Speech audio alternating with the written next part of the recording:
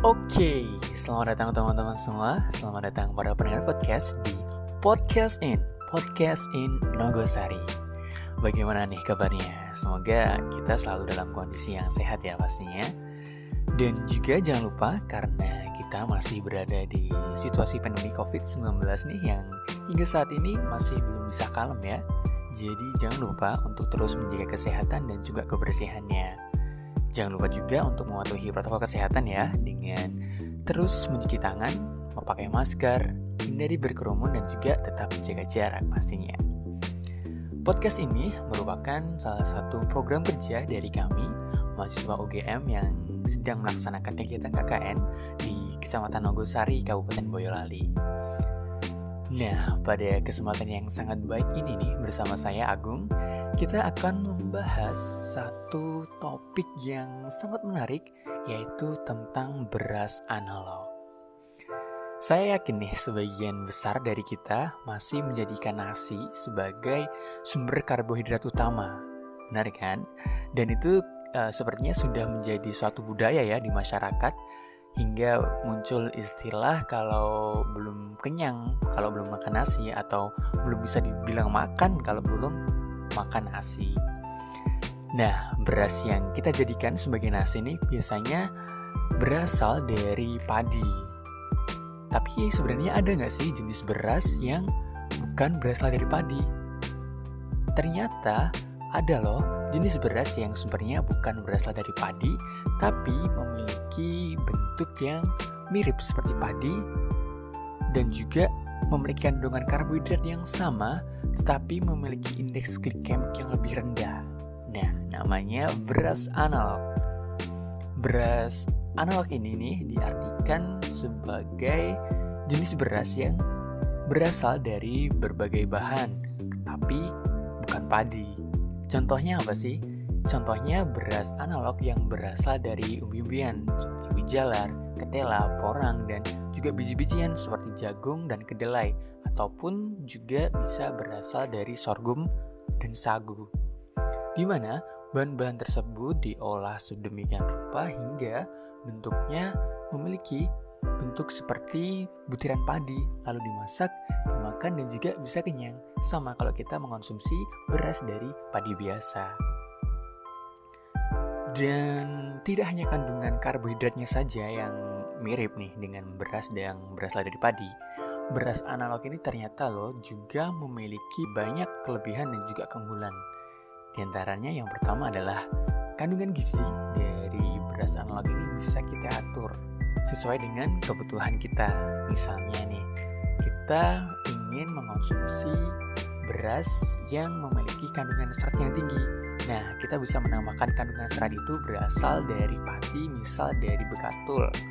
Ataupun misal kita ingin mengonsumsi beras yang mempunyai kandungan protein yang tinggi. Nah, kita bisa mengolah jagung menjadi tepung jagung dan kemudian menjadi beras analog yang berasal dari jagung.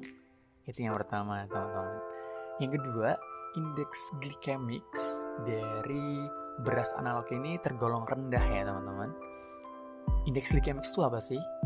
Indeks glikemik ini diartikan sebagai respon glukosa dalam darah terhadap makanan yang mengandung karbohidrat. Jadi, semisal kita mengonsumsi makanan yang mengandung karbohidrat yang tinggi atau mengandung gula yang tinggi, glukosa dalam darah itu akan bekerja secara maksimal dan juga akan naik nih gula atau glukosa dalam darahnya. Begitu juga kebalikannya. Nah, indeks glikemik yang rendah ini ditandai apabila nilai indeks glikemiknya berada di bawah 55. Indeks glikemik sedang itu nilainya berada di antara 55 hingga 70. Sedangkan untuk indeks glikemik yang tinggi berada di atas 70. Nah, beras analog ini yang mempunyai indeks glikemik rendah ini ternyata mempunyai indeks glikemik di bawah 55. Sedangkan indeks glikemik dari beras yang biasa kita konsumsi ini memiliki indeks glikemik di kisaran 70 atau bahkan bisa lebih. Nah, inilah alasannya kenapa beras analog ini memiliki kelebihan, yaitu lebih sehat untuk para pengidap diabetes karena tidak akan menaikkan glukosa dalam darah. Selain itu nih, beras analog juga memiliki beberapa manfaat lain nih. Misal yang pertama, beras analog yang berasal dari tepung jagung ataupun tepung kedelai dan pegatul memiliki kandungan antioksidan yang tinggi sehingga dapat dimanfaatkan sebagai pangan fungsional ya untuk mencegah penyakit degeneratif seperti jantung koroner. Lalu ada lagi beras analog yang berasal dari tepung singkong yang memiliki kandungan serat yang tinggi dan juga memiliki kandungan yang dapat menurunkan kadar kolesterol. Untuk prosesnya sendiri nih, mungkin dari kita bertanya-tanya sebagaimana proses pembuatannya seperti itu. Jadi beras analog ini memiliki proses yang cukup singkat sebenarnya, tapi juga membutuhkan beberapa peralatan yang modern juga. Misal kita ingin membuat 5 kg beras analog, kita membutuhkan 4 kg jagung, 1 kg sagu dan juga GMS yang berperan sebagai bahan pengikat dan juga 2,5 liter air. Bahan 4 kg jagung dan juga 1 kg sagu tersebut dicampur dan dihaluskan menggunakan mixer selama 10 menit. Kemudian bahan yang sudah halus dimasukkan ke mesin mixing dan juga kemudian ditambahkan air, lalu dicampur lagi selama 10 menit.